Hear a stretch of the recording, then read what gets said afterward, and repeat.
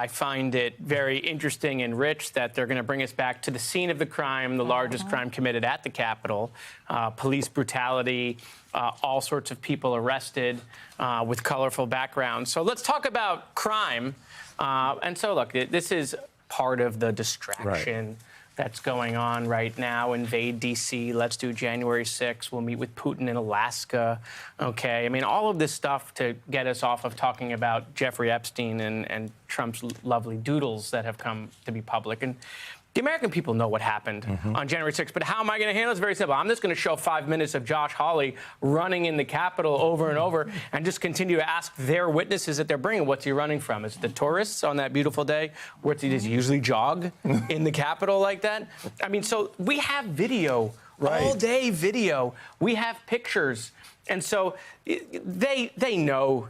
They know that this is not what they want. It is being forced on them by the White House. And so, look, Christmas will come early.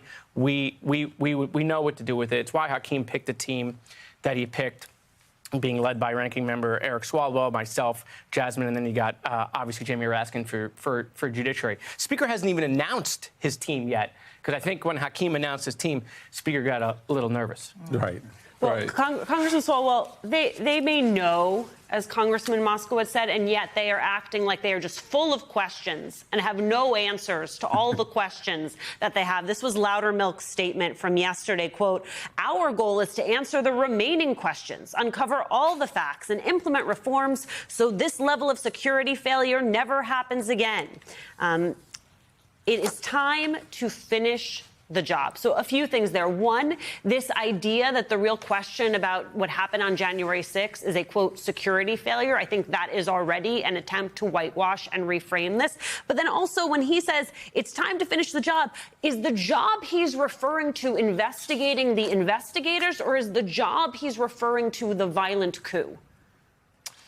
The job is to continue what Donald Trump started on January 6th, which was to overthrow government, to get rid of the rules we all play by so that he can complete his aspirations to be a dictator. However, we all saw with our own eyes what happened that day. And there's 3 days in American history that are the most important. December 6, 1941, when Pearl Harbor was bombed, September 11, and January 6. I don't even have to tell you the years of the last two because they're seared in our memory, but we also saw them with our own eyes. And so this is an effort by Donald Trump to erase what we saw with our own eyes. And he's not just doing this with January 6th to exonerate himself and to give himself clean hands. He's telling you to not see with your own eyes the rising grocery prices, which he said would be gone on day one. He's telling you not to see your neighbor being chased through a Home Depot parking lot because he's trying to work hard and provide for his family. He's telling you not to see the new wars that he's adding to the map and the ones that he hasn't taken off. And he's telling you not to see the drawing that he made for the world's worst child sex predator, Jeffrey Epstein. And so what my theme and goal will be for the committee is for the American people to walk away and put truth over Trump. You know, this just reminds me, like so many things in this moment in post-Civil War in America, the Confederacy lost, they were beaten militarily, yet all of these people, some of them politicians, some of them wealthy Southern elites, if you will, business folk, they banded together to create this narrative, the lost cause narrative that the Civil War was really about states' rights. It wasn't about slavery and the ability to own people that look like me and Michael. The Atlantic's David A. Graham wrote on October 18th in 2021 about the new lost cause. He writes this: "The new lost cause, like the old one, seeks to convert a shameful catastrophe into a celebration of the valor and honor of the culprits and portray those who attack the country as true patriots. Just as neo-Confederate revisionism shaped racial violence and oppression after the Civil War, Trump's new lost cause poses a continuing peril to the hope of one nation under God, indivisible, with liberty and justice for all." Congressman Moskowitz, I would argue that they want to change the narrative because they would like to do this again. They tried to steal the election before. He is going to try to steal the election again. He's not going to wait till 2028. They're trying to steal the 2026 election. January 6th this committee is not so much about the past as it is about the future and what they're planning to do. Well, let's hope they don't try it again. Although with that comparison, these are the same people that do Civil War reenactments. So Who knows? I think really this is about Trump trying to exonerate himself and rewrite history, that he did nothing wrong. It wasn't. This is about him, right? This is about him. That's why he pardoned all those people, because they did nothing wrong, right? It's Nancy Pelosi's fault. She didn't do security. He wants to be able to rewrite the history books. And so that's his piece. I think the Republicans in the House don't want to do this, right? And I think that's what we're Then why did they stand the committee up? Oh, because they don't have a choice. They're not in charge. Okay, what do you think?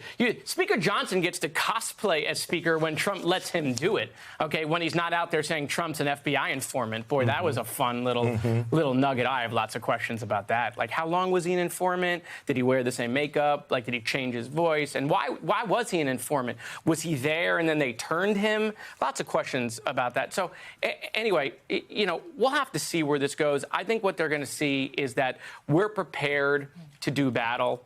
And once we have one or two hearings, let's see if we have any others. Weaponization, which you were on and a part of, that didn't go well for them. They stopped having the hearings. And so let's see what the Speaker decides to do in this moment. But to your point, this is an effort to normalize violence, right? And when you're trying to make Ashley Babbitt the hero, and Mike Fanone, Harry Dunn, Sergeant Gonell, the bad guys, Danny Hodges, the bad guys, you're trying to normalize violence. And we're not going to let that happen. We're going to make sure the American people know who the heroes are. We're going to make sure that memorial plaque that was signed into law is actually displayed, which they're refusing to display. We're going to make sure we understand what issues and symptoms the victims of January 6th still have that they need to be taken care of.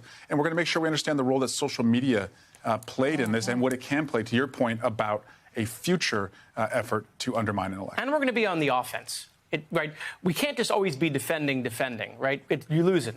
We're going to go on the offense. You see that from Democrats in committees now when Republicans open up that opportunity. That's right. Congressman Swalwell, I know you have often compared this to September 11th and the truth-finding efforts that happened and the efforts for accountability that happened in the wake of September 11th. But I think there's another parallelism there, which is there was a gold standard for transparency in the wake of September 11th, and still there were people who refused to believe the truth about the lead up to that day, what happened on that day, and what happened in the days after. And so I think part of what you were hearing from me, Simone, and from Michael is a frustration that I'm sure you share, which is this feels like a bottomless pit. It feels like they have questions, you provide answers. The answers are not good enough because they are true and they don't comport with their reality. I mean, I just wonder at what point they decide that this charade is up and they are ready to move on. Yeah.